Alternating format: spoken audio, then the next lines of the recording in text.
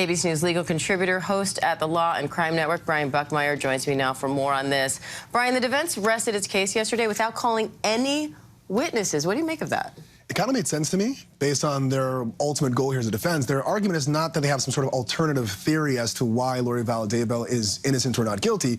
Their argument is the prosecution hasn't proven their case. So instead of putting forward an idea as to what actually happened, they're simply just poking holes in the prosecution's case. It made sense, but it's a lot of heavy lifting to do at the end of the case. Now, the jurors have 39 separate instructions to consider in these deliberations. What are some of the key things they have to take into account here? Yeah, as most attorneys will tell a jury, no one really goes to jury school. You don't learn about the different languages that are used in these instructions, so it's really about nitpicking the details. For me, I think it's going to be the conspiracy charges that are the hardest, because conspiracy, you don't need to show a direct agreement, a text message, a phone call, whatever it may be, but you can use circumstantial evidence to see that people cooperated in a joint agreement to do something. That, I think, is going to be the most difficult for the jury. Now, Lori's husband, Chad Daybell, is also charged in her children's death. His trial doesn't start until this summer. Could the impact of this case impact his? Absolutely. I think for Lori Vallow Daybell's case, it's largely a circumstantial evidence case. And what the defense argued, I think, very well in this case was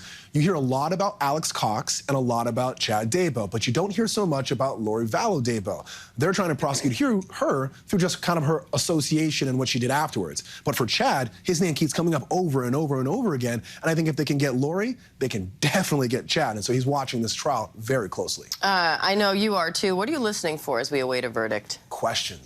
Right now, the jury has been deliberating for 4 hours. And I think for most people, when you look at the case, they thought, well, the prosecution had a slam dunk case. The defense really didn't put on a case. They had like a 30 or 40-minute closing argument just poking holes. So what's taking the jury so long? I think they're really nitpicking. I think they really listen to the defense, and they're trying to see what that connective tissue between what Chad did, what Lori did afterwards, and whether or not she actually murdered them or simply just conspired to aid the children, and even Tammy. And I think Tammy is the weaker of the 3 murders here.